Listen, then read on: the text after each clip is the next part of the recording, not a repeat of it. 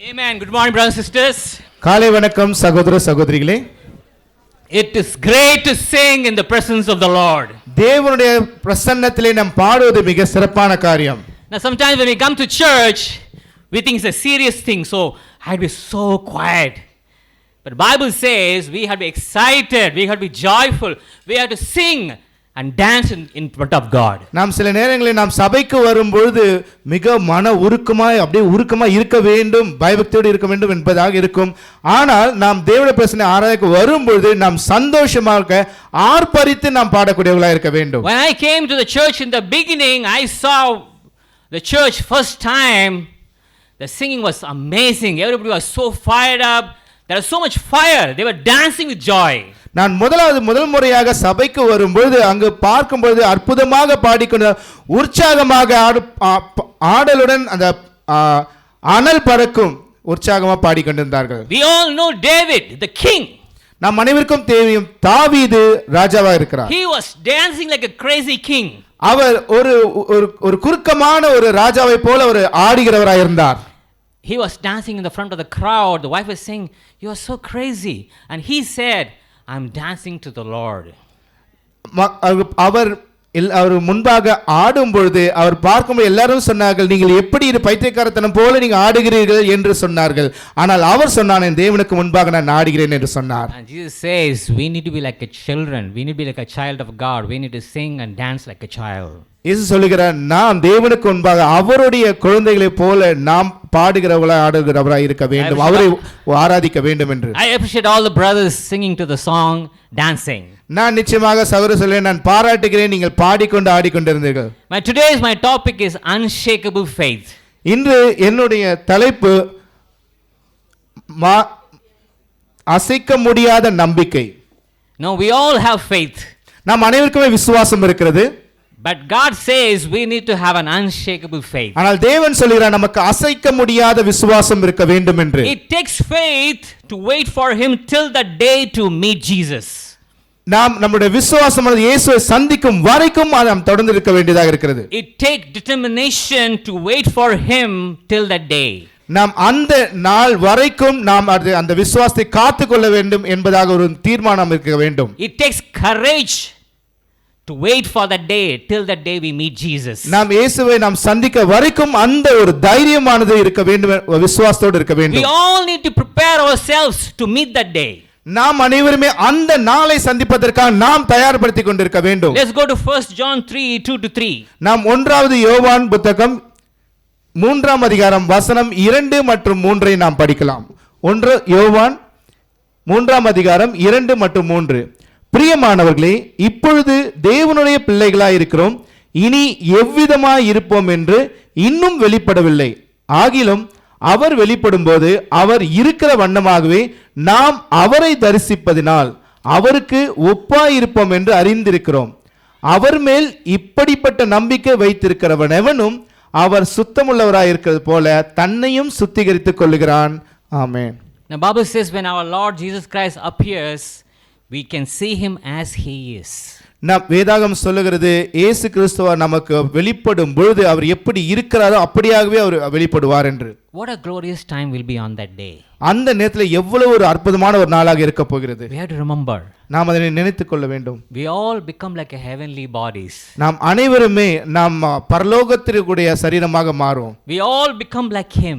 நாம் அவரை போல மாறுவோம். We can see like as he is. அவர் எப்படி இருக்கிறாரோ அவரை போலவே இருப்போம். Bible says thousands of angels in his presence will glorify his name. வேதாகம் சொல்லுகிறது ஆயிரக்கணக்கான தூதருக்கு மத்தியிலே அவர் இருப்ப நாம் அவரை மகிமைப்படுத்துவதாக இருப்போம் என்று. Angels will be standing and praising his holy name. அங்கு தூதரானவர்கள் நின்று அவருடைய நாமத்தை உயர்த்தி பாடிக்கொண்டிருப்பார்கள். Our forefathers like Abraham, Moses, Joseph, Paul, Peter, Isaiah, Jeremiah, everybody will be there. நம்மளுடைய மூதாதையராக தகப்பன்களாக இருக்கிற மோசே, ஆபிரகாம், யாக்கோபு, அதே சமயத்தில் பார்க்கும்போது எல்லா தீர்க்கதரிசிகளும் எல்லாருமே அவர்கள் அங்கிருந்து தேவனை துதித்துக் கொண்டிருப்பார்கள். What a glorious moment will be.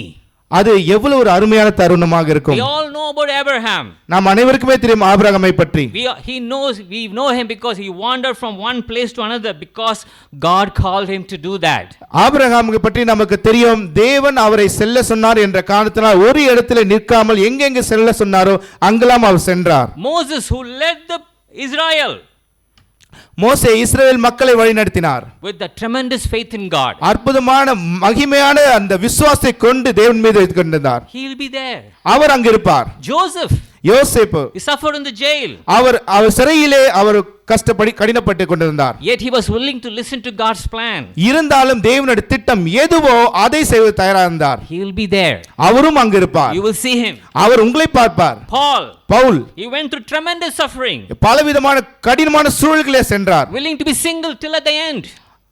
Willing to be single. அவர் தனியாக கூட இருந்தார். You will see him there. அவரையும் நீங்கள் அங்கு காணுவீர்கள். ஏசாயா, willing to be naked before God. தேவனுக்கு முன்பாக வெறுமனையாக மாறினார். Naked before God. அம்மனமாக இருந்தார். Because God said so. தேவன் அப்படியாக அவரிடத்தில் சொன்னார். Because he wants to preach the word of God. ஏனால் தேவனுடைய வார்த்தையை பிரசங்கிக்க இருந்தார். He will be there. அவரும் அங்கு இருப்பார். You will be seeing him. நீங்களும் அவரை காண்பீர்கள். We all will be fired up to be there. நீங்கள் அனைவருமே அங்கு இருப்பதை குறித்து உற்சாகப்படுவீர்கள். Now sometimes we look at today's world, we like to see the hero. இன்று நம்ம இன்றைய காலகட்டத்தில் உலகத்தை பார்க்கும் பொழுது நாம் கதாநாயகர்களை காண்கிறோம். And many of us knows, many of us are fan of Vijay or Ajit. So many people are there here. இங்க கதாநாயகன் சொல்லும்போது சில பேர் விஜயை பிடிக்கும், சில பேர் அஜித்தை பிடிக்கும். அவர்களை கதாநாயகர்கள் என்றாக காண்பீர்கள்.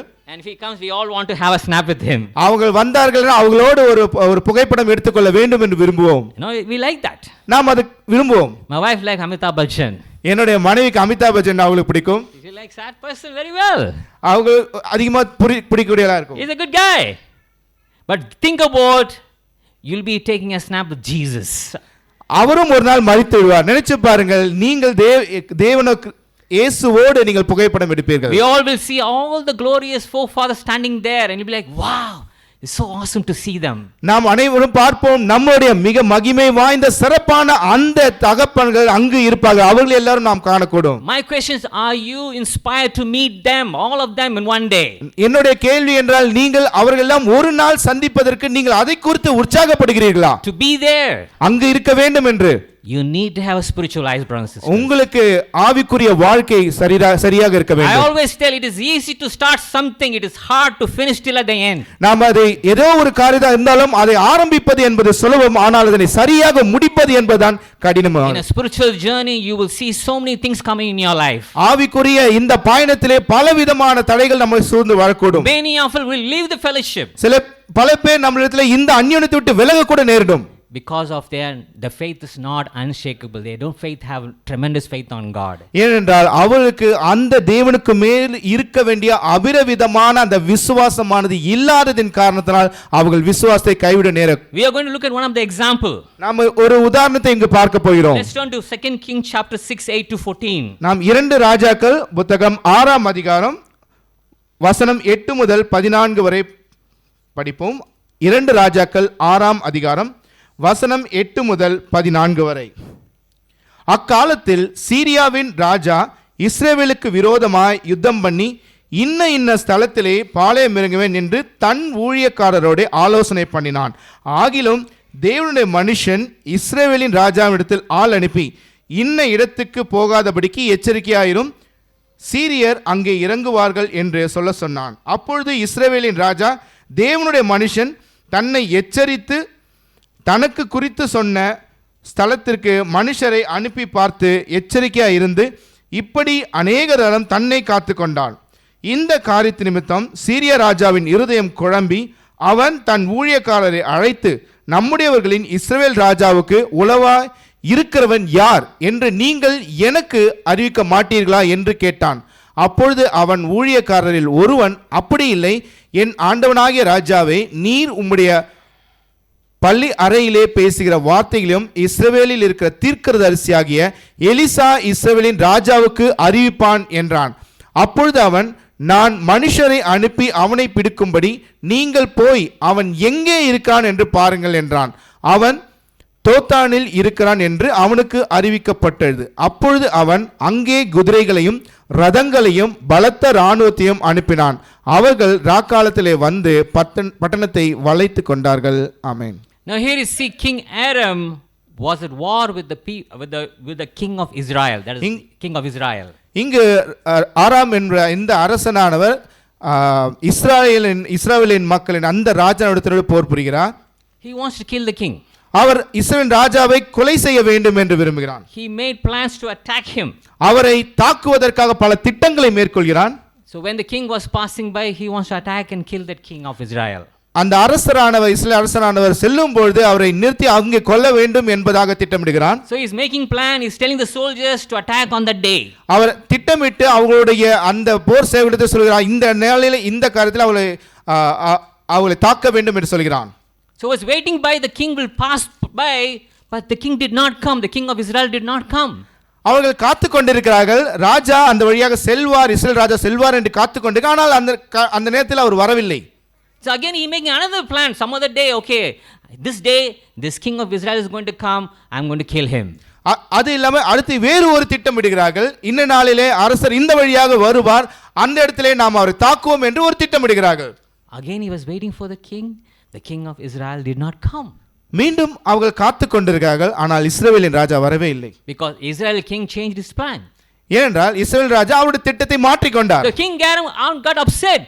How come I'm making plan, why it is not happening? அரபு ராஜா அவர் சொல்கிறார், நான் திட்டமிடுகிற இந்த காரியங்கள் எப்படி மாற்றப்படுகிறது, எப்படி அவங்களுக்கு தெரிய வருகிறது என்று குழம்புகிறார். So he was asking the soldiers, who is doing something, that somebody leaking the news to the king of Israel. உடனே அவர் அவருடைய அந்த சேவகர்களிடத்தில் கேட்கிறார், யார் நம்மளுடைய திட்டத்தை அவர்களுக்கு வெளிப்படுத்துகிறது என்று கேள்வி கேட்டார். He was so upset. அவர் அதை குறித்து மிகவும் வருத்தமாக இருந்தார். And soldiers saying, no, we are not doing anything, king. அந்த படைவீரர்கள் சொல்கிறார்கள், நாங்கள் எதையுமே அதை செய்யவில்லை என்று சொல்கிறார்கள். They said, king, whatever you speaking, Elijah knows. Elijah can hear everything and he is changing the plan. அவர் சொல்கிறார்கள், நீங்கள் என்னவெல்லாம் பேசுகிறீர்களோ இதை எலிசாவுக்கு தெரியப்படுகிறது, அவர் அங்கு சொல்லக்கூடியவராக இருக்கிறார். Elijah is sitting somewhere. Who is telling the truth? Who is telling everything? God is telling the things to Elisha. அங்கு அவர் எங்கேயோ இருக்கிறார், ஆனால் யார் அவர்களுக்கு அதை வெளிப்படுத்துகிறது? தேவன் தான் அவர்களுக்கு அதை வெளிப்படுத்தக்கூடியவராக இருக்கிறார். Sometimes we make plan and God reveals it through his people. சில நேரத்திலே நாம் ஒரு திட்டமிடுவோம், தேவன் அவருடைய மக்களின் மூலமாக அதனை வெளிப்படுத்தக்கூடியவராக இருப்பார். You got to be careful. நாம் தான் எச்சரிக்கையாக இருக்க வேண்டும். What plan do you make in your life? உங்களுடைய வாழ்க்கையிலே எந்த திட்டத்தை நீங்கள் அமைக்கிறீர்கள்? Sometimes you make plans to hurt someone in life. உங்களுடைய வாழ்க்கையிலே யாரோ ஒருவரை காயப்படுத்துவதற்காக கூட நீங்கள் திட்டமிடலாம். You make selfish plans in your life. உங்களுடைய வாழ்க்கையிலே சுயநலமான ஒரு திட்டங்களை நீங்கள் மேற்கொள்ளலாம்.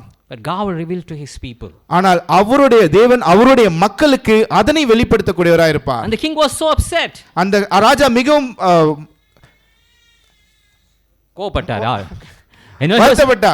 Okay, and he says, I'm going to capture Elisha. அவர் சொன்னார், நான் எலிசாவை நான் சிறைப்பிடிக்க போகிறேன் என்று சொன்னார். And I'm going to bring him to my palace. அவனை என்னுடைய ராஜ்யத்துக்குள்ள கொண்டு வருவேன் என்று சொன்னார். So he sent his squad to capture him. அவர் மக்களை அனுப்புகிறார் அவங்களை பிடித்து வருவதற்காக. So the morning came. காலை வந்தது. Let's turn to 15 to 19. Let's read 15 to 19. நாம் தொடர்ந்து 15 இலிருந்து 19 வரை நாம் படிக்கலாம். தேவனுடைய மனுஷனின் வேலைக்காரன் அதிகாலமே எழுந்து வெளியே புறப்படுகையில் இதோ இராணுவமும் குதிரைகளும் ரதங்களும் பட்டணத்தை சுற்றி கொண்டிருக்க கண்டான்.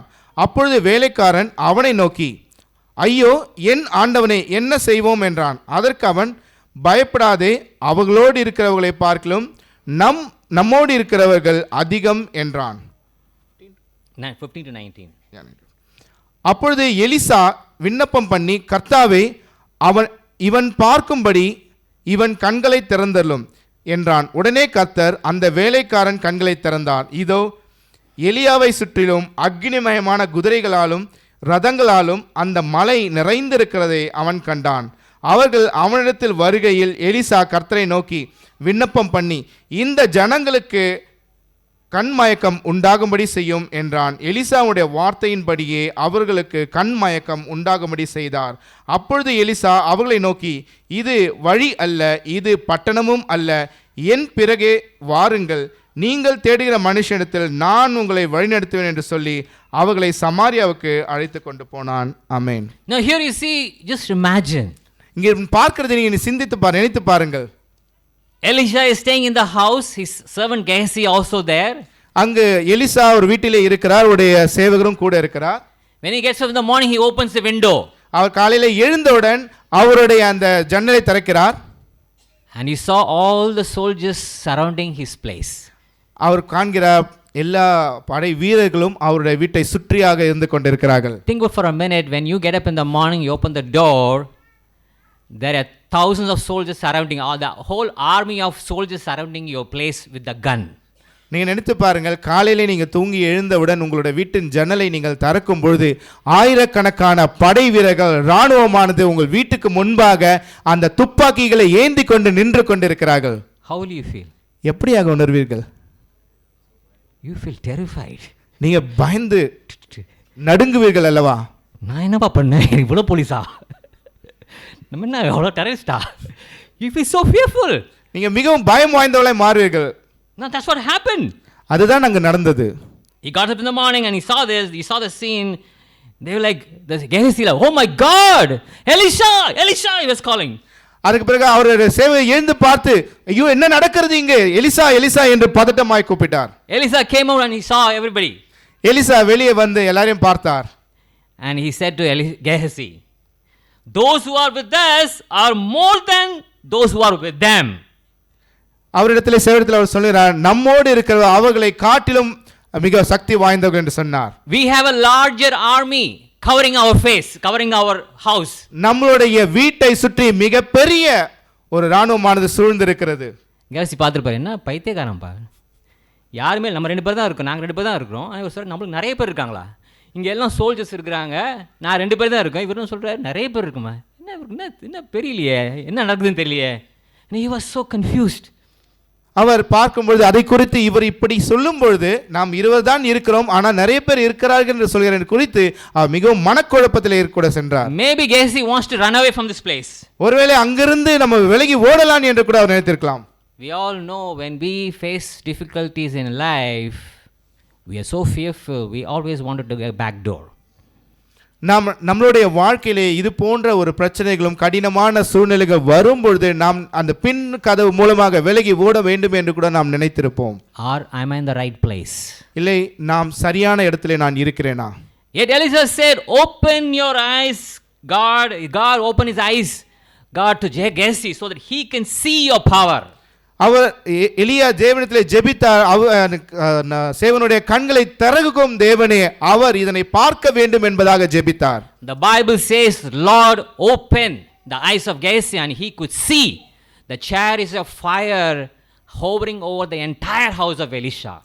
தேவன் அந்த சேவனுடைய கண்களை திறக்கக்கூடியவராய் இருந்தார். அதற்கு பிறகாக அந்த அக்னி ஜுவாலையானது அதை சுற்றி அவர்களை சூழ்ந்து ஸ்தம்பமாக இருக்கிறதை அவர் காண முடிந்தது. The Bible says the chariots of fire hovering over the entire place of Elisha. வேதாகமம் சொல்லுகிறது அந்த அக்னி ரதமானது அவருடைய வீட்டை சுற்றியாக சென்று கொண்டிருந்ததை.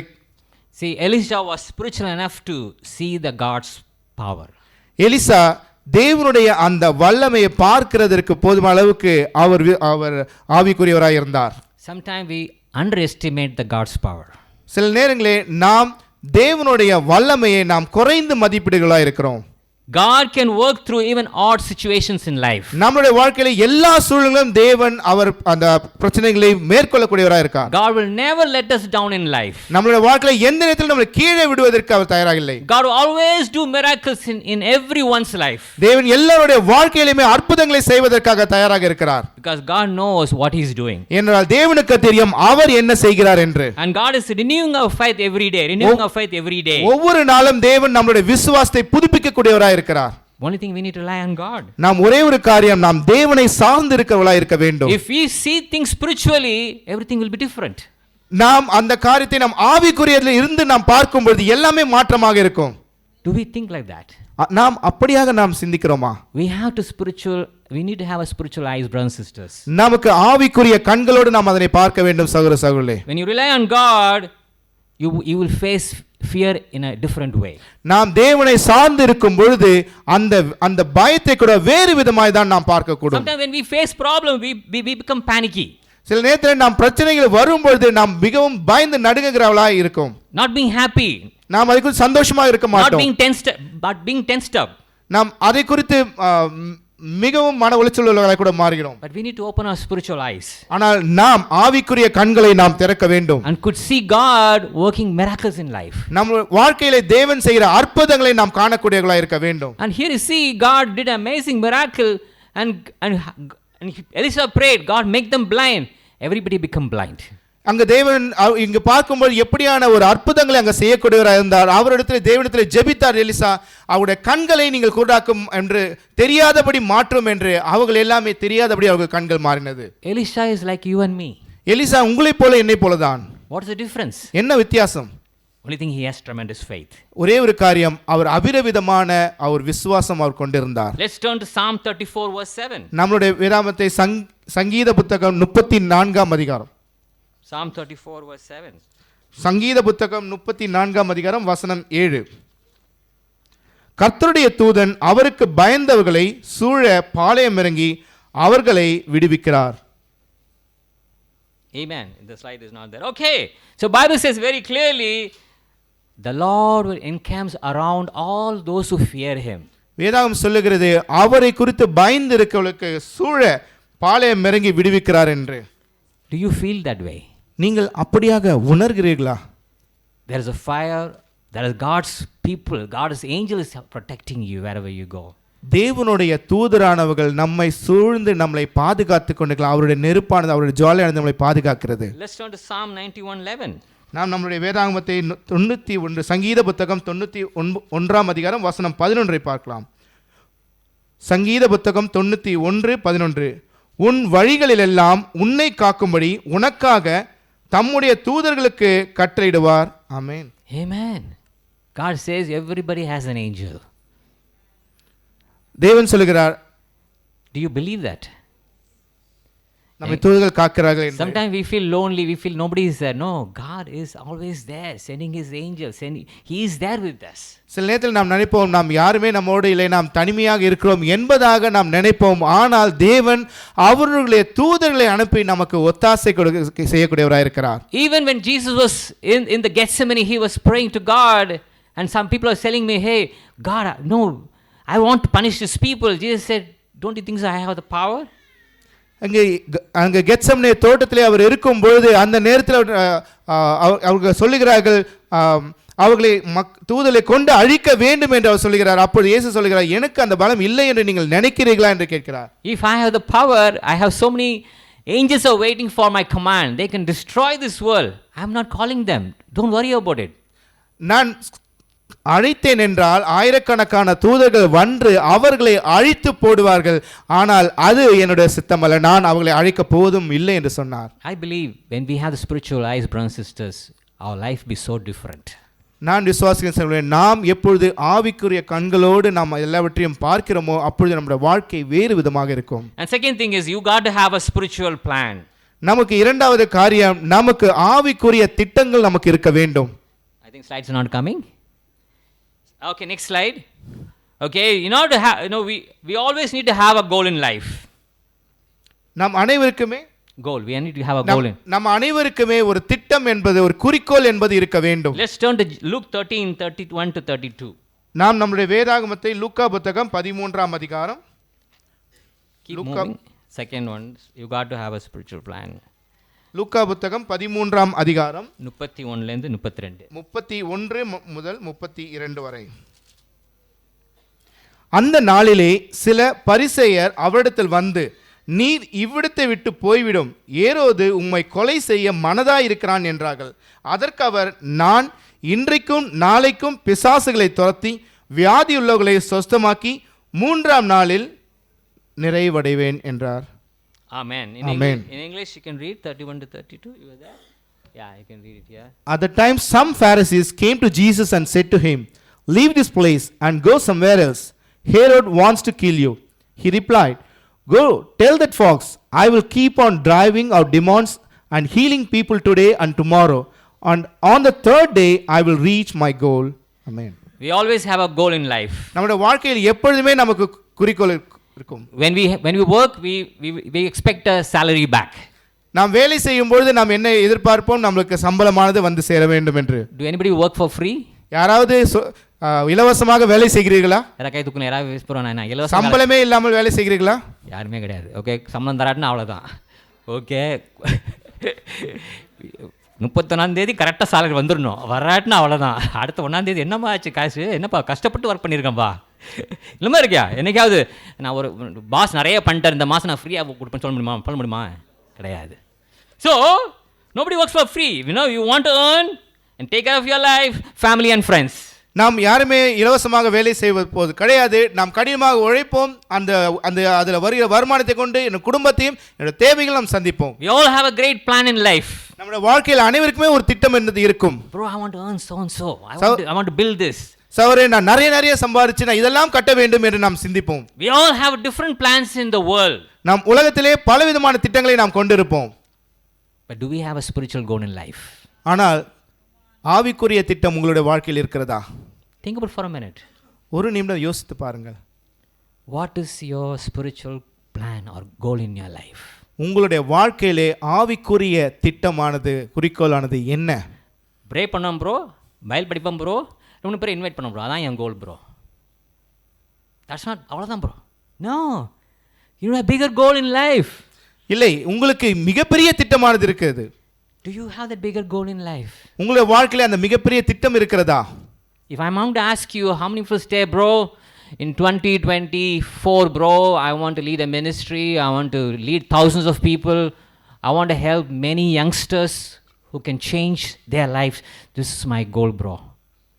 நான் கேட்டேன் என்றால், சகோதரே, நான் 2020 மிகப்பெரிய ஊழியம் செய்ய வேண்டும், பலரை நான் காரியங்கள் செய்ய வேண்டும், அது போன்ற ஒரு மிகப்பெரிய ஒரு திட்டமானது இருக்கிறது என்பதாக. Specific goal. சிறப்பு வாய்ந்த அந்த திட்டமானது. Bro, I want to help out at least 2 people this year to become a disciple. This is my goal. சகோதரே, குறைந்தது 2 பேருக்காவது நான் வேதாகமத்தை நான் சொல்லிக்கொண்டேன், இதுதான் எனக்கு குறைந்தபட்ட திட்டமாக கூட இருக்கிறது என்று. Jesus had a goal. இயேசு கிறிஸ்து அவருக்கு என்ன திட்டம் இருந்தது? He want to preach till the death. அவருடைய மரண பரியந்தம் அவர் போதிக்க வேண்டும் என்பதாக இருந்தார். He says, go tell the fox, I will drive out demons and heal people today, tomorrow and third day. I will reach my goal. அவர் சொல்ல, நீங்கள் சென்று அவர்களிடத்தில் அந்த நரிகளுக்கு மத்தியிலே கொண்டு நீங்கள் பிரசங்கியுங்கள், நான் அந்த திட்டத்தை முடிவு பரியந்தம் காரியங்களை நான் சிறப்பாக செய்து முடிப்பேன் என்று சொன்னார். Some of us have no goal in life. நம்மளுடைய சில பேருக்கு நமக்கு அந்த திட்டமே என்பது இல்லாமல் இருக்கிறது. It is very sad. அது மிகவும் சோகமான ஒரு காரியம். Because you are wasting your life. நீங்கள் உங்களுக்கு கொடுக்கப்பட்ட இந்த வாய்ப்பை நீங்கள் வீணடித்துக் கொண்டிருக்கிறீர்கள். So many people's life can be changed just you being helping them. நீங்கள் சென்று சில பேருக்கு நீங்க உதவி செய்வதன் மூலமாக அவருடைய வாழ்க்கையை மாறக்கூடியதாக இருக்கும். Sometimes we wait for someone to help us. சில நேரத்தில் நமக்கு உதவி செய்ய யாரையாவது வருவாங்க எதிர்பார்த்து காத்திருப்போம். Sometimes we are there for 10 years, 15 years, 20 years, 30 years disciples, still we are struggling to have a goal in life. நாம் 10 வருடம் 15 வருடம் 20 வருடம் 30 வருடம் ஆகலாம், இன்னும் கூட இந்த கிறிஸ்தவ வாழ்க்கை வாழ்வதற்கு நாம் பரிதபித்துக் கொண்டுகளா இருக்கிறோம். Sometimes we boast about 10 years before what I did, bro, I did this, bro, I converted so many people, bro, I helped so many people, bro. But today I'm not doing anything. சகோதரன், நான் 10 வருடங்களுக்கு முன்பாக சிறப்பான காரியங்களை செய்தேன், நிறைய பேருக்கு வேதாகம் சொல்லித்தேன், நிறைய பேர் மனமானார்கள் என்று அப்பொழுது நான் செய்தேன், ஆனால் இப்பொழுது எதுவும் செய்வதில்லை. Do we have that goal? இன்றும் அந்த திட்டம் உங்களிடத்தில் இருக்கிறதா? Bible says God expects to give it to others. தேவன் இயேசு கிறிஸ்து சொல்லுகிறார், நாம் மற்றவர்களுக்கு காரியங்களை செய்ய வேண்டும் என்று. Do we have a goal to stop our bad habits like smoking, drinking, all the bad habits people go through? Do you have that? நமக்கு இருக்கக்கூடிய காரியமாக இருந்தால், கெட்ட பழக்கமாக இருக்கிறால், புகைப்பிடிப்பது, மது அருந்துவது, இது போன்ற காரியங்கள் அவைகள்லாம் விடுகிறோமா? No, sometimes we wait and wake up to fulfill our evil desires. சில நேரத்தில் நாம் காத்திருந்து விழித்திருந்து நமக்கு இச்சிப்பான காரியங்களை நிறைவேற்றுவதற்காக கூட காத்திருப்போம். And James talks about sin is conceived and becomes growth as an adult. It becomes a big sin. We have to be careful. Do we come out of the sin? இங்கே சொல்லப்படுகிறது, அந்த பாவமானது கருவுற்று மிகப்பெரியதாக வளர்ந்து பிரசவிக்கிறது என்ற காரியம் வரைக்கும் அது போன்று பாவமானதை வளர்ச்சிக்காக நாம் கொண்டு செல்கிறோமா? Let's read 1 Peter 4:7-18. நாம் 1 பேதுரு 4ஆம் அதிகாரம் 17 I think it's not there. I think, sorry, 1 Peter 4:17-18. You can read from 1 பேதுரு 4ஆம் அதிகாரம் வசனம் 17 முதல் 18 வரை. நியாய தீர்ப்பு தேவனுடைய வீட்டிலே துவங்கும் காலமாய் இருக்கிறது. முந்தி நம்மிடத்திலே அது துவக்கினால் தேவனுடைய சுவிசேஷத்திற்கு கீழ்ப்படியாதவர்களின் முடிவு என்னமா இருக்கும்? நீதிமானே ரட்சிக்கப்படுவது அரிதானால் பக்தி இல்லாதவனும் பாவியும் எங்கே நிற்பான்? ஆமென். It's a very challenging scripture. இது மிகவும் சவால் கொடுக்கக்கூடிய செய்தி வசனமாக If இருக்கிறது. you don't understand, read carefully one more time. நீங்கள் அதை புரிந்து கொள்ள முடியவில்லை என்றால் திரும்பவும் ஒரு முறை அதை படியுங்கள். The Bible says judgment starts from us. வேதாகம் சொல்லுகிறது நியாயத்தீர்ப்பானது நம்மிடத்திலிருந்து ஆரம்பிக்கிறது என்று. Why it starts from us? எதனால் நம்மிடத்திலிருந்து ஆரம்பிக்கிறது? Because we know the truth. என்றால் நமக்கு சத்தியம் தெரியும். After we know the truth, still we don't practice, Bible says we be judged strongly. நாம் அந்த சத்தியத்தை தெரிந்தும் அதை நடைமுறையிலே நாம் செய்யாததன் காரணத்தினால் நம்மிடத்திலிருந்து அந்த நியாய தீர்ப்பானது ஆரம்பிக்கக்கூடியதாக இருக்கிறது. Do you have that fear of God? அந்த அது போன்று தேவன் மீது கூட அந்த பயமானது நம்மிடத்தில் இருக்கிறதா? Sometimes we take God lightly. சில நேரங்களே நாம் தேவனை இலகுவாக பார்க்கிறோம். God is very compassionate. மன உருக்கம் நிறைந்தவராய் இருக்கிறார். God is very gracious. தேவன் மிகவும் கிருபை நிறைந்தவராய் இருக்கிறார். Yes, he is gracious, yet we supposed to do what God says to us. ஆம், தேவன் கிருபை நிறைந்தவராய் இருக்கிறார். ஆனால் அவர் என்ன சொன்னாரோ அதனை நாம் செய்யக்கூடியவர்களாய் இருக்க Look at வேண்டும். the example of David, the king. நீங்கள் தாவீதுடைய என்ற உதாரணத்தை கூட நீங்க பார்க்கலாம். How God loved him. அவர் தேவனை அன்பு செய்தார். But when David messed up, he did not leave it. He has to pay the price. அவர் தாவீது தவறு செய்யும் பொழுது பாவத்தில் விழும்பொழுது அவர் அப்படியே விட்டுவிடவில்லை. அதற்கான அந்த பதிலானது நிவர்த்தியானது அவர் செய்ய வேண்டியதாக இருந்தது. It says it is not easy for the ungodly and sinner to reach heaven, and also it is hard for the righteous to be saved. இங்கு வசனத்தில் சொல்லுகிறது நீதிமானே ரட்சிக்கப்படுவது அரிதானால் பக்தி இல்லாதவனும் பாவியும் எங்கே நிற்பான் என்று சொல்கிறது. We got to be pure in our minds, in our body also. நம்மளுடைய சிந்தனையிலும் நம்மளுடைய சரீரத்திலும் நாம் புதிதாக இருக்க வேண்டும். You got to be hardline in your sin. உங்களுடைய பாவத்தை குறித்து நீங்க கடினமுள்ளவர்களாக இருக்க வேண்டும். If God says so, I will not do it. We have to have that heart to do that. தேவன் இதனை செய்யக்கூடாது என்று சொன்னார் என்று நினைக்கும் பொழுது அதை நான் செய்ய மாட்டேன் என்ற உறுதியோடு நாம் இருக்க வேண்டியவர்களாக இருக்கும். We all need to have a goal, brothers and sisters. நாம் அனைவருக்குமே அந்த திட்டமானது இருக்க வேண்டும் சகோதரர்களே. I want everyone to write down your goal. What is your goal in your spiritual goal in your life? உங்கள் ஆவிக்குரிய திட்டங்கள் உங்களுக்கு என்ன இருக்கிறது என்பதை நீங்கள் எழுதி நீங்க வைக்க வேண்டும் உங்களுடைய திட்டங்கள் என்று. Many of the youngsters are there. பல இளவயது உள்ளவர்கள் இருக்கிறார்கள். I want to ask you, what is your goal? உங்களிடத்தில் நான் கேள்வி கேட்கிறேன், உங்களுடைய திட்டங்கள் என்ன? That's your question. அது உங்களுக்கு கேட்கப்படுகிற கேள்வி. It's very, very important. அது மிகவும் முக்கியம் வாய்ந்தது. If you don't have a goal, there is no vision. நீங்கள் உங்களுக்கு அந்த திட்டம் என்பது இல்லை என்றால் உங்களுக்கு கனவு என்பதே இருக்காது. You got to rise up and mature to help many people need. நீங்கள் வளர்ந்து பல தேவையுள்ள மக்களுக்கு நீங்கள் உதவி செய்யக்கூடியவர்களாக இருக்க வேண்டும். You rely on God more and more. நீங்கள் தேவனை அதிகமாய் சார்ந்து தேவனுக்கு உதவியாக இருக்க வேண்டும். I think the third thing is you got to work. மூன்றாவது காரியம் நீங்கள் வேலை செய்ய வேண்டும். Okay, let's go to Philemon chapter 4. Sorry, 4 and 6 only. நாம் பிலமோன் புத்தகம் Philemon புத்தகம் 1ஆம் அதிகாரம் வசனம் 4 லிருந்து 6. கர்த்தராகிய இயேசுவிடத்திலும் எல்லா பரிசுத்தவான்களிடத்திலும் உள்ள உம்முடைய அன்பையும் உம்முடைய விசுவாசத்தையும் நான் கேள்விப்பட்டு என் ஜபங்களில் உம்மை நினைத்து எப்பொழுதும் என் தேவனுக்கு ஸ்தோத்திரம் செய்து உங்களில் உள்ள சகல நன்மைகளும் தெரியப்படுகிறதுனாலே உம்முடைய விசுவாசத்தின் அந்யோன்யம் கிறிஸ்து இயேசுவுக்காக பயன்பட வேண்டும் என்று வேண்டுதல் செய்கிறேன். ஆமென். Now when you understand God's grace in your life, you will automatically serve him. நீங்கள் தேவனுடைய கிருபையை எப்பொழுது புரிந்து கொள்கிறீர்களோ நீங்கள் தாமாகவே நீங்கள் சேவை செய்களா இருப்பீர்கள். You will share your faith in about Lord Jesus because you know you got it full. You will share your faith automatically because you already in full. நீங்கள் அந்த விசுவாசத்தை நீங்கள் பகிர்ந்து கொள்கிறீர்கள் என்றால் ஏற்கனவே நீங்கள் உள்ளே முழுமை அடைந்திருக்கிறீர்கள் என்ற அர்த்தம். See, if you see this water is filled with water. I just drank some water. This bottle is full water. இங்க உதாரணத்துக்கு இந்த தண்ணீர் இந்த பாட்டிலை பார்க்கிறீர்கள், இது முழுவதுமாக இருக்கிறது. See, God already filled this with this bottle, filled with the Spirit of God. இங்க இது பார்க்கும்போது தேவனுடைய ஆவியானது முழுவதுமாக நிறைந்திருக்கிறது. When you already know in full, you don't want to get any more. You will give it to others only. நீங்கள் ஏற்கனவே நீங்கள் முழுமை அடைந்திருக்கிறீர்கள் என்று வரும்பொழுது நீங்கள் இன்னும் அதிலே போட முடியாது, மாறாக அடுத்தவங்களுக்கு கொடுக்கிறது தான் காரியமாக இருக்கும். When you think you are half empty, that's why you are looking for others to validate, others to encourage you, others to inspire you. You automatically give because you already have a full. நீங்கள் எப்பொழுது நீங்கள் குறைவாக இருக்கிறீர்கள் என்று நினைக்கும் பொழுது, நீங்கள் குறைவாக இருக்கிறீர்கள் என்று வரும்பொழுது, அப்பொழுதுதான் யாராவது வந்து எனக்கு செய்ய வேண்டும், யாராவது எனக்கு உதவி செய்யணும், என்னை உற்சாகப்படுத்த வேண்டும் என்று எதிர்பார்க்கவர்களாக இருப்பீர்கள். ஆனால் நீங்கள் நிரம்பி இருக்கும் பொழுது நீங்கள் முன் வந்து எல்லாவற்றையும் செய்யக்கூடியவர்களாக இருப்பீர்கள். No need to push you. உங்களை யாருமே வந்து தள்ள வேண்டிய அவசியம் கிடையாது. You will be, man, I want to work for my God. நீங்கள் நினைப்பீர்கள், நான் என் தேவனுக்காக நான் வேலை செய்ய விரும்புகிறேன் என்று சொல்வீர்கள். Bro, I will work only few hours on Saturday for 1 hour 2 hour, bro. That's all. I can't do anything more than that, bro. சகோதரர், நான் வந்து சனிக்கிழமையோ ஒரு வாரம் 1 மணி நேரம் 2 மணி நேரம் தான் வேலை செய்ய முடியும், அதுக்கு மேலே என்னால் செய்ய முடியாது. Where there's a will, there's a way. You can give your heart for so many things. You can help out the disciples, the brothers and sisters. நீங்கள் சித்தம் இருந்தால் நிச்சயமாக அதுக்கான வழிகளும் கண்டிப்பாக இருக்கும். அப்பொழுதுதான் நீங்கள் அந்த சித்தம் இருக்கும்போது தான் உங்களால் முயன்ற அதிகப்படியான சேவைகளை உங்களால் செய்ய முடியும். Now Bible says very clearly, it is all comes from the heart.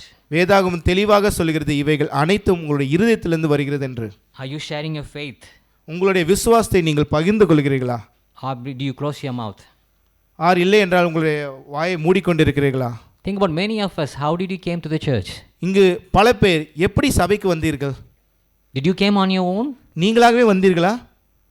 Did anybody came on your own in this group? இங்கு தாமாகவே வந்தேன் என்று, நானே வந்தேன் என்று சொல்கிற யாரா இருக்கிறீங்களா? Only Priyanka is there, very selective. Okay, all others are invited by someone. Am I right? சகோதரி பிரியங்கா மட்டும்தான், மற்ற எல்லாருமே யாரோ ஒரு. How many of us invited? Please raise your hand. யாரோ அழைக்க பட்டீங்க எல்லாருமே? ஓகே, திரும்பி பாருங்க, எல்லாம் திரும்பி பாருங்க. யாரோ ஒருத்தர் வந்து உங்களுக்கு டைம் கொடுத்து அவங்க வேலையை விட்டுட்டு இல்லை வேலையை முடிச்சுட்டு, ப்ரோ எக்ஸ்கியூஸ் மீ சர்ச்சுக்கு வாங்க சொன்னாங்களா இல்லையா? இன்றைக்கி அந்த பலன் நீங்கள் அனுப்புறீங்களா இல்லையா? ப்ரோ என்ன லைஃப் ப்ரோ, சர்ச்சில் bro, so many fellowship bro, இப்போ ஒரு family bro, we are excited. But the question is, நீங்கள் இப்போ என்ன பண்ணுறீங்க? ப்ரோ 10 வருஷமே நான் நிறைய பண்ண ப்ரோ, இப்போலாம் ப்ரோ வயசாகிடுச்சு ப்ரோ, ஒரே பிரச்சனை ப்ரோ, வீட்டில் எவ்வளோ பிரச்சனை ப்ரோ. பிரச்சனை வரும். பைபிள் ஜீசஸ் சொல்கிறார், ஜான் 16 உங்களுக்கு வாழ்க்கையில் முடிகிற வரைக்கும் பிரச்சனை வரும். நீங்கள் எப்போ பிரச்சனையை நினைக்கிறீங்களோ அப்போ தான் பிரச்சனை நிறைய பெருசாக தான் இருக்கும். கடவுள் இருக்காருப்பா, கடவுளுக்காக நான் வேலை செய்ய போகிறேன் ப்ரோ. என் வாழ்க்கையில் கற்றுட்டது, whenever I do things for God, God always gives it back. This is my mantra. I want to give it to God, God will always give it back. என்னோட வாழ்க்கையில் இருக்கிற மந்திரம் நான் பார்க்கும்பொழுது, நான் எப்பொழுதெல்லாம் தேவனுக்கு என்று நான் கொடுக்கிறேனோ அதை எனக்கு அப்படியே அவர் திரும்ப எனக்காக கொடுக்கக்கூடியவராக இருக்கிறார். If you understand that God has blessed me so much, I will do it without compulsion. நாம் எப்பொழுது தேவன் என்னை ஆசீர்வதிக்கிறார் என்று நீங்கள் உணர்கிறீர்களோ அப்பொழுது எந்த ஒரு யாருமே சொல்ல வேண்டியதில்லை, தாமாகவே வந்து எல்லா காரியங்களையும் செய்யக்கூடியவர்களாக இருப்பீர்கள். There are so many people in the world looking for this kind of peace in their hearts. பல பேர் வெளியிலே பார்க்கும்போது, உலக மக்களே பார்க்கும்போது, நமக்கு இருக்கக்கூடிய இது போன்ற ஒரு சமாதானம் இருதயத்துக்கு வேண்டும் என்று எதிர்பார்த்து காத்திருக்கிறார்கள். Do we get peace? Do we get peace? Do we have peace in our lives? நமக்கு அந்த சமாதானம் என்பது இருக்கிறதா? நம்முடைய வாழ்க்கையில் சமாதானம் என்பது இருக்கிறதா? How many of us have peace in our hearts today? இன்று நம்முடைய இருதயத்தில் எத்தனை பேர் சமாதானத்தோடு இருக்கிறீர்கள்? என்னப்பா கொஞ்சம் பேர் வந்துக்குறீங்க ப்ரோ, சமாதானமே இல்லை bro. We all have peace, amen? Sunny like, no bro, I will not roast. Oh. Amen, we all have peace. But believe me, there are so many people are still waiting for their peace. நாம் அனைவருக்குமே சமாதானம் என்பது நிரம்ப நமக்கு இருக்கிறது. பல பேர் இன்று சமாதானம் இல்லாமல் வெளியிலே ஏங்கிக் கொண்டிருக்கிறார்கள், அவர்களுக்கு சமாதானம் வேண்டும் என்று. A week ago, one of the sister came to the ministry. ஒரு வாரத்துக்கு முன்பாக ஒரு சகோதரி குடும்ப சபைக்கு வந்திருந்தார்கள். And she was attending the meeting. அவர்கள் அந்த குடும்ப சபை ஆராதனைகளோடு பங்கு கொண்டார்கள். She had two sons. அவங்களுக்கு 2 மகன்கள் இருக்கிறார்கள். And son is almost 12 years and 6 years, I think so. அவர்களுக்கு ஒரு குழந்தை 12 வயது, இன்னொரு குழந்தை 6 வயது. She works in the morning and she works in the night also. அவர்கள் காலையிலே வேலை செய்கிறார்கள், இரவு நேரத்திலும் வேலை செய்கிறார்கள். And husband is a drunkard and he left her. அவருடைய கணவனானவர் குடிபோதையில் இருக்கக்கூடிய மனிதராக இருக்கிறார், அவங்களை விட்டு விலகி சென்று விட்டார். And think about, she is leaving the kids in the house in the night and she is going out working. நினைச்சு பாருங்கள், இரவு நேரத்திலே அவருடைய சிறு குழந்தைகளை வீட்டிலே தனியிலே விட்டுவிட்டு அவர்கள் இரவும் வேலைக்கு செல்கிறார்கள். No other way. வேறு வழிகள் இல்லை. Husband is not there. அவருடைய கணவர் அங்கு இல்லை. And she came to church. அவர்கள் சபைக்கு வந்தார்கள். She is very happy. She is turning to be happy. அவர்கள் திரும்ப சந்தோஷம் அடைய அவர்கள் வர அவங்களுக்கு சந்தோஷம் அடைந்திருக்கு. When I heard it, I was shocked. Man, so many people go through so much problems. நான் இதனை கேட்கும் பொழுது நான் உணர்ந்தேன், பல பேர் பலவிதமான பிரச்சனைகளை சந்தித்துக் கொண்டிருக்கிறார்கள். And the kid, I looked at the kid was so happy. அந்த குழந்தையை நான் பார்க்கும்போது அந்த குழந்தை மிகுந்த சந்தோஷமா இருந்தது. He doesn't have a father. அவங்களுக்கு தகப்பனார் இல்லை. But he is so excited. But இருந்தும் அவர் மிகவும் உற்சாகமா இந்த குழந்தை. What a great way if we encourage him. Hey, I am there for you. Don't worry. நினைச்சு பாருங்க, அந்த குழந்தைக்கு நீங்க சொல்லுகிறீங்க, நான் இருக்க உனக்காக அப்படி நீங்க சொல்லும்போது எப்படி உற்சாகமாக இருக்கும். And the leader, that particular leader was saying, hey, I will take care of you, don't worry, I am there for you. அப்போ அந்த தலைவர் சொல்லுகிறார், நீ கவலைப்படாத, நான் இருக்க, நான் பார்த்துக்கிறேன் அப்படின்னு சொல்லுகிறார். How the mother will feel? எப்படி அந்த தாயானவர் உணர்வார்? With the broken family, somebody is encouraging her son. உடைக்கப்பட்ட அந்த குடும்பத்திலே யாரோ ஒரு வந்து அவனுடைய மகனை உற்சாகப்படுத்துகிறார்கள். When we go through that problem only we know how painful it is. நீங்கள் அது போன்ற ஒரு பிரச்சனையிலே நீங்கள் செல்லும் பொழுதுதான் அது எவ்வளவு வலி நிறைந்தது என்று உங்களால் உணர முடியும். But many of us are very comfortable in life. பல பேர் நம்முடைய வாழ்க்கையில் சாதாரணமாக நாம் சுலபமான இருக்கிறோம். We have everything in life. நம்ம வாழ்க்கையிலே சௌகரியமாக எல்லாமே நம்மளிடத்தில் இருக்கிறது. But this sister started studying the Bible. இந்த சகோதரி வேதாகம் படிக்க ஆரம்பித்திருக்கிறார்கள். It's amazing thing, it's awesome thing to see somebody is reaching out to her and helping her. இங்க ஆச்சரியமான காரியங்கள் என்னவென்றால் யாரோ ஒருவர் சென்று அவர்களிடத்திலே கிறிஸ்துவை பற்றி அறிவிக்கிறார்கள், வேதாகமத்தை சொல்லிக் கொடுக்கிறார்கள். You and me that should be that person to help out many people like this. நீங்களும் நானும் அது போன்ற ஒரு மக்களாக தான் இருக்கோம். இது போன்ற கஷ்டத்திலே பிரச்சனையில் இருக்கக்கூடிய மக்களுக்கு சென்று வேதாகமத்தை சொல்லிக் கொடுக்க வேண்டும். You got to work, brothers and sisters. நாம் வேலை செய்ய வேண்டும் சகோதர சகோதரிகளே. If we don't work, who is going to be the loser? We only be the losers.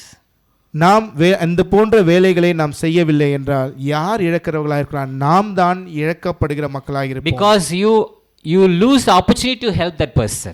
நீங்கள் அந்த நபருக்கு உதவி செய்யக்கூடிய வாய்ப்பை நீங்கள் இழக்கிறவர்களாகிறீர்கள். God given you so much, yet you don't fail to give it to the others. தேவன் உங்களுக்கு அதிகப்படியான விசுவாசம் உங்களுக்கு கொடுத்திருக்கிறார், இருந்தாலும் நீங்க அதை கொடுக்காமல் இருக்கிறீர்கள். I remember when I walking on the traveling in a car, coming near to the signal. So many people begging for money, so many young girls begging for money. Think about if you are in that situation. நான் காரிலே நான் செல்லும் பொழுது கூட நான் பார்க்கிறேன், நிற்கும் பொழுது பல பேர் இள வயதுள்ளவர்கள் கூட அவங்கள பிச்சை எடுக்கக்கூடியவர்களாக இருக்கார்கள், பணம் வேண்டும் என்று பிச்சை எடுத்து கொண்டு இருக்கிறார்கள். நினைச்சு பாருங்கள், அவர்களோடு ஒப்பிட்டு பாருங்கள் உங்களை. நான் பார்க்கும்போது I used to ask, will I exchange my life to that person? நான் அப்போது என்னிடத்திலே கேள்வி கேட்டேன், என்னுடைய இந்த வாழ்க்கையை அவர்களோடு நான் மாற்றி அமைத்துக் கொள்ள முடியுமா? God says, Felix, I'm going to make this as a beggar and the beggar should be in your place, will you take it? தேவன் சொல்லுகிறார், ஃபெலிக்ஸ், உன்னுடைய இந்த ஸ்தானத்தை நான் அவர்களிடத்தில் கொடுத்து விட்டு அவர்களுடைய ஸ்தானத்தை உன்னிடத்திலே கொடுக்க போகிறேன் என்று நீங்க யோசிப்ப, அது போன்ற ஒரு காரியத்தை நீங்கள் இருப்பதற்கு நீங்கள் ஏற்றுக்கொள்வீர்களா? Will I take it? No, I will not take it. It's so hard to take that. என்னை கேட்டீர்கள் என்றால் நான் அதை எடுத்துக்கொள்ள மாட்டேன். காரணம் அது மிகவும் கடினம் வாய்ந்ததாக இருக்கும். But God blessed us in many ways. ஆனால் தேவன் பல வழிகளில் நம்மை சிறப்பாய் ஆசீர்வதித்திருக்கிறார். Think about, are we giving it back? கேள்வி என்னவென்றால் நாம் அதை திரும்ப மற்றவர்களுக்கு கொடுக்கிறோமா? Sometimes we walk alone, we don't want to preach the word of God. சில நேரத்தில் நாம் தனியாகவே நடந்து செல்கிறோம், நாம் வேத வசனத்தை மற்றவர்களுக்கு போதிப்பது கிடையாது. You got to be bold, brothers and sisters. நாம் ஸ்திரம் வாய்ந்தவர்களாக இருக்க வேண்டும், தைரியம் வாய்ந்தவர்களாக இருக்க வேண்டும். God always blesses us. தேவன் எப்பொழுதுமே நம்மை ஆசீர்வதிக்கிறவராக இருக்கிறார். Can we reach the goal? Can we reach the goal? Because if we reach the goal only, our life will be so fruitful. நமக்கு கொடுக்கப்பட்ட அந்த திட்டமானதை நாம் அடைகிறோமா? Make every effort to get the work done. Then you will expect what is God is planning for us to give. நமக்கு தேவன் என்ன செய்ய வேண்டும் என்ற எந்த திட்டத்தை நாம் அடைய வேண்டும் என்றால் கிடைக்கக்கூடிய ஒவ்வொரு தருணத்தையும் நாம் அதை நடைமுறையிலே செய்யக்கூடியவர்களாய் நாம் இருக்க வேண்டும். We have less time, brothers and sisters. நமக்கு குறைந்த காலங்களே இருக்கு சகோதர சகோதரிகளே. Don't regret at the old age. நீங்கள் உங்களுடைய கடைசி காலத்தை குறித்து நீங்கள் அதை பற்றி யோசிக்காதீர்கள். we always want people, we've always wanted to look at only the old age, bro. I'll do something when I've crossed 60, bro. Now I don't want to do much, bro. சில பேர் சொல்லுவாங்க, நான் எனக்கு வயது முறிந்ததுக்கு பிறகாக அப்போ நான் இதெல்லாம் செய்கிற சகோதரி, ஆனால் இப்போ வேணாம் சகோதரி நினைப்போம். Time will not be there. ஆனால் அப்பொழுது நமக்கு அந்த நேரம் இருக்குமா என்று தெரியாது. You need to value the time. நாம் அந்த காலத்தை நாம் பிரயோஜனப்படுத்த வேண்டும். Imagine there is a bank that credits your account each morning with 86,400 rupees every day. In everyday morning. ஒவ்வொரு நாளும் 86,000 வங்கியானது அக்கவுண்டிலே பணத்தை போடுகிறார்கள். 86,400, that means into minutes. You make it as a minutes into, say, 24 hours, it is 86,400 minutes. You know, it's like a money you deposit, and you can't take the over balance next day. It will go in the same night itself. நினைச்சு பாருங்க, 86,400 86,400 நிமிடங்கள் ஆனது உங்களுடைய கணக்கிலே கொடுக்கப்படுகிறது. அதை நீங்கள் எப்படி பார்க்கணும், அதுதான் உங்களுக்கு கொடுக்கப்பட்ட அந்த நிமிட நேரமாக இருக்கிறது. அது அந்த நிமிடமானது அடுத்த நாளுக்குரியதை சேராது, மாறாக அன்று கொடுக்கப்பட்டது அதோடு அது முடியக்கூடியதாக இருக்கும். That money will be deleted, whatever the balance you have, it will deleted on that day. That's it. அன்றைய நாள் என்னென்ன மணித்துளிகள் கொடுக்கப்படுதோ அதோடு அது முடிந்துவிடும். அது அடுத்த நாளைக்கு தொடர்ந்து செல்லாது. What would you do? நீங்கள் என்ன செய்வீர்கள்? 86,000 உங்களுக்கு உழுது நம்ம அக்கௌண்ட் வந்து என்ன செய்வீங்க? சந்தோஷப்படுவீங்க. சந்தோஷப்பட எடுக்கணும்ல, அதை எடுத்து யூஸ் பண்ணலாம் இல்லையா? இல்லை ப்ரோ அப்படியே இருக்கணும், அப்படி என்ன போயிடும் அது உடனே. இப்போ ஃப்ரீயாக like man I want to do immediately. Okay, account வந்து உடனே எடுத்துரும் டப்புன்னு, எங்கே வேற எங்கேயா போட்டு பிறப்பு. Okay, and think about each of us has a bank like that. நினைச்சு பாருங்க, நம் அனைவருக்குமே அது போன்ற ஒரு வங்கியானது கொடுக்கப்பட்டிருக்கிறது. In the name of time. அது நேரம் என்ற ஒரு பார்வையாக. And you as I said, each day it opens a new account for you. உங்களுக்கு ஒவ்வொரு நாளும் உங்களுக்கு புதிய ஒரு கணக்கானது ஆரம்பிக்கப்படுகிறது. So think about to realize the value of 1 year. நீங்கள் உங்களுக்கு கொடுக்கப்பட்ட அந்த ஒரு வருடத்தினுடைய மதிப்பை நீங்கள் காண்கிறீர்களா? Ask a student who failed the college degree. இதை நீங்கள் கல்லூரியிலே அவர்கள் தோல்வி அடைகிற அந்த மனிதனை பார்த்து அந்த ஒரு வருடத்திற்கான மதிப்பெண் என்று கேட்டு பாருங்கள். To realize the value of 1 month. நீங்கள் ஒரு மாதத்தினுடைய அதனுடைய மதிப்பு என்ன என்பதை. Ask a mother who gave birth to a premature baby. அந்த குறைவான மாதத்திலே குழந்தையை பெற்ற அந்த தாயின் இடத்தில் அந்த ஒரு மாதத்தினுடைய மதிப்பு என்ன என்று கேளுங்கள். To realize the value of 1 week. ஒரு வாரத்தினுடைய மதிப்பை தெரிந்து கொள்ள ask the editor of a weekly newspaper. வார பத்திரிகையில் வரக்கூடிய அந்த எடிட்டர் அவரிடத்திலே நீங்கள் கேட்டு பாருங்கள். To realize the value of 1 hour.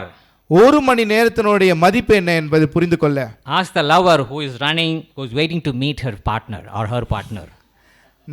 அது நேசிக்கிற அந்த காதலர்களுடைய ஒரு மணி நேரம் அவளை காண்பதற்காக காத்திருக்கிற அந்த காதலத்தில் கேட்டு பாருங்கள். To realize the value of 1 minute. ஒரு நிமிடத்தினுடைய மதிப்பை புரிந்து கொள்ள ask a person who missed the train. அந்த ட்ரெயினை மிஸ் பண்ணுகிற அந்த நபர்களை கேட்டு பாருங்கள். To realize the value of 1 second. ஒரு நொடியினுடைய மதிப்பை தெரிந்து கொள்ள ask a person who just avoided an accident. அந்த விபத்தை தவிர்க்க அந்த நொடி பொழுதிலே விபத்தை தவிர்க்கிற அவங்களிடத்திலே கேட்டு பாருங்கள். To realize the value of 1 millisecond. ஒரு மிகவும் அரை நொடிக்குள்ளாக ask a person who won a silver medal in the Olympics. ஒலிம்பிக்கிலே அந்த தங்கப்பதத்திற்கு அடுத்த பதக்கம் பெறுகிறவர்கள், வெள்ளி பதக்கம் பெறுகிறவர்கள் அவரிடத்தில் கேட்டு பாருங்கள். Treasure every moment in your life, brothers and sisters. உங்களுடைய வாழ்க்கையில் கொடுக்கப்பட ஒவ்வொரு தருணமும் பொக்கிஷமானது சகோதர சகோதரிகளே. The time which is given to you, it's so valuable, and we all need to have a spiritual nice. We have to work. We have to have a plan. To God be the glory. Amen. உங்களுக்கு கொடுக்கப்பட்ட ஒவ்வொரு நேரமும் மிக மிக விலை உயர்ந்ததாக இருக்கிறது பொக்கிஷம் போல. அதனை நாம் சரியான விதத்திலே ஆவிக்குள்ளாக இருந்து அதனை பிரயோஜனப்படுத்தக்கூடியவர்களாய் நாம் இருக்க வேண்டும். தேவனுக்கு நன்றி. ஆமென்.